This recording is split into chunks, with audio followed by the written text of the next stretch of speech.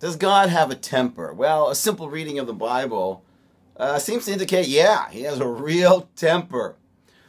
But the truth is, the deeper teachings explain to us that when you read the Bible, when you read the Torah, there are game rules. You have to understand how the Bible talks. The Torah is speaking a prophetic language.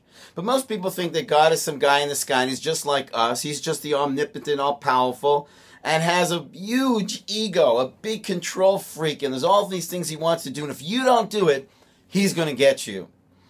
But the Kabbalah teaches that God is our higher self, our greater self. God is the self of the universe. God is the soul of our soul. So imagine you have a dream, and in your dream, there's a king, and the king is really angry at you, and you wake up startled. You go to a dream therapist, and you say, I had a dream last night, and there was a king, and he was really angry at me, and the therapist says the king represents your higher self, your greater self, and because of the way you're behaving, you're experiencing this tension, and the dream is imparting that your higher self is angry at you. But there's no anger here. It's just a prophetic way of communicating to you in a very dramatic, important way that there's incredible tension.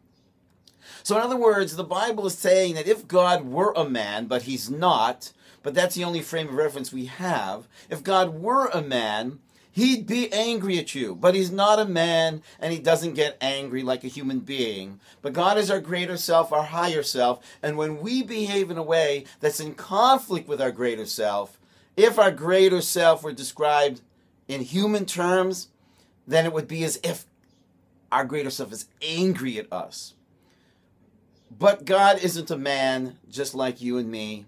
And what the Bible is trying to explain to us, not to understand who God is, but to understand who we are. And that when we act in ways that are contradictory and contrary to our greater shared self, the soul of the universe, God, then the most powerful way to communicate that tension and the impact of that tension is that God is angry at us.